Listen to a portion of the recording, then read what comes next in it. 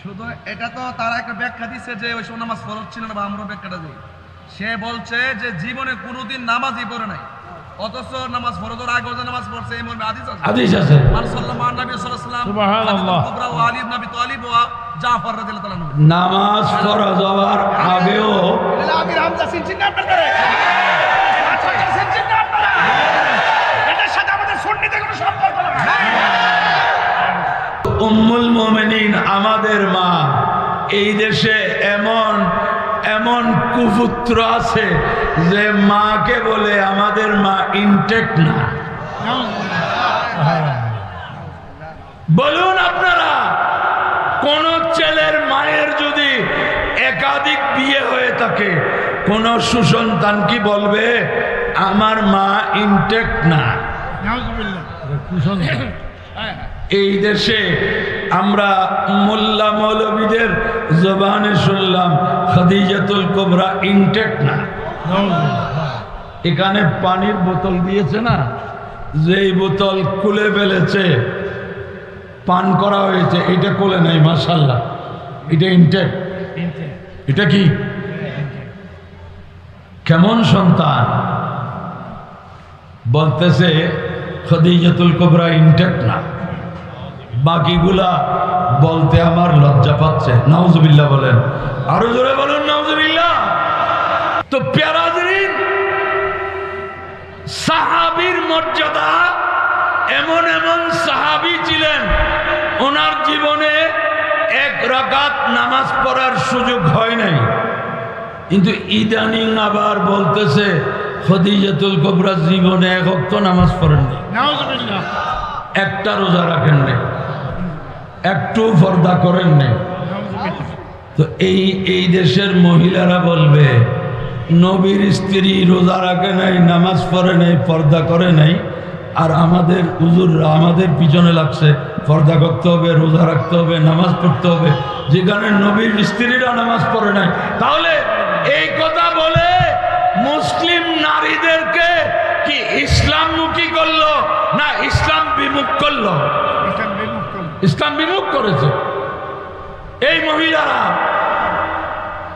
আর নামাজ রোজা পর্দার দ্বার ধরবে না। এই বক্তার তো উচিত ছিল যে হযরতে খাদিজাতুল কুবরা যখন ইন্তেকাল করতেছেন তখন নামাজ ফরজ হয়নি? নামাজ কি হয় নাই? ফরজ। নামাজ ফরজ হয়েছে মেরাজের রাতে, রোজা দ্বিতীয় হিজরিতে, পর্দা পঞ্চম হিজরিতে। তো সুতরাং উনি কেন করবেন এগুলা? এই খণ্ডিত বক্তব্য, এই আংশিক বক্তব্য মানুষকে কি হেদায়েত করবে না গোমরাহ করবে?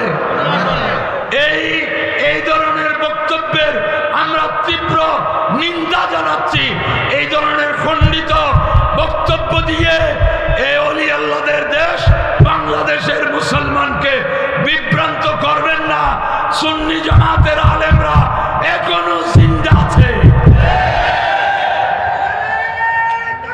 আল্লাহু আকবার,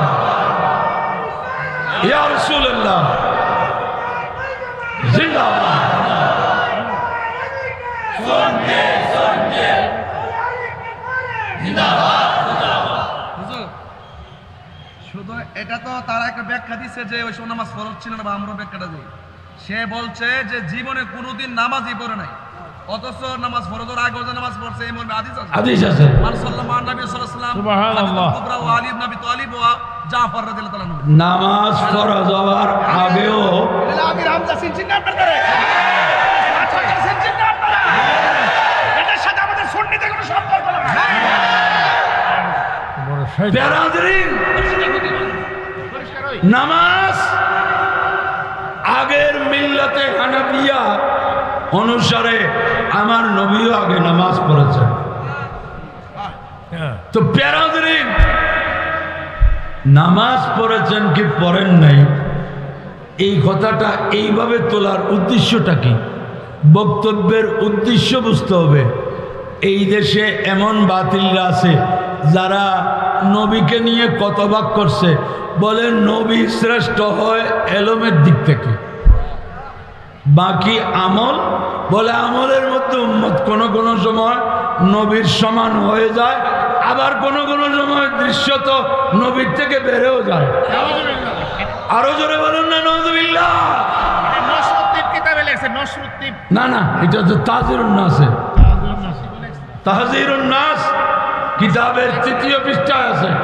নশরুদ্দীন ফি যিকরিন নবিয়্যিল হাবিবে এই কথা নেই, এটা হচ্ছে তাহজিরুন নাসে কাসেম নানুতুবি সাহেব লিখেছেন।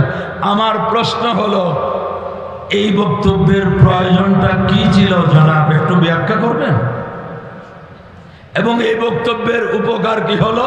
তো আজকে যারা দিনে 100 রাকাত 50 রাকাত নফল নামাজ পড়েন, ওনারা মনে মনে বলবেন যাক, রসুল থেকে তো সামনে বেশি যাওয়া সম্ভব হবে না, অন্তত নফল নামাজের দিকে তো আমি রসুল থেকে দৃশ্যত একটু এগিয়ে গেলাম।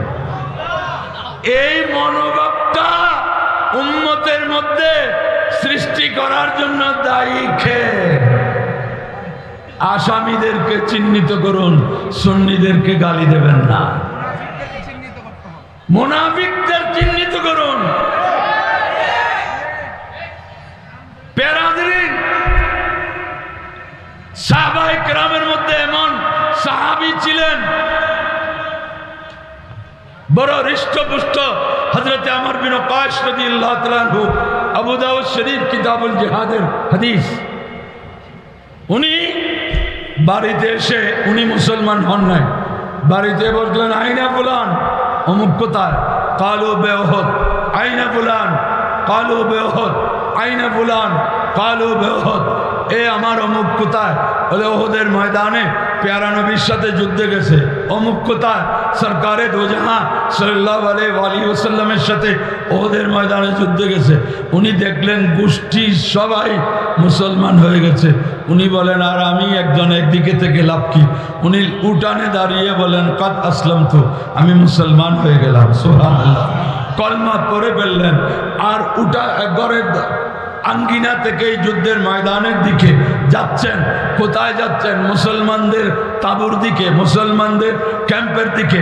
মুসলমানরা তো ওনাকে জানে উনি মুসলমান না, তো মুসলমানরা বলছে ইলাইকা আন্না, ইলাইকা আন্না, এ আমর বিন ওয়াকাশ তুমি এদিকে কেন আসছো? তোমাদের ক্যাম্প ওইদিকে। উনিও বুঝতে পেরেছেন এরকম কেন বলছে, যে ওনারা তো জানেন আমি মুসলমান না, আমি তো কিছুক্ষণ আগে ইসলাম গ্রহণ করেছি। তো প্যারা হাজরিন, উনি সরকারের সামনে গিয়ে বললেন ইয়া রাসূলুল্লাহ কাদ আসলামতু, সরকার আমি ঈমান এনেছি, মুসলমান হয়েছি, আমাকে ইজাজত দিন, আমি যুদ্ধে নেমে পড়ি।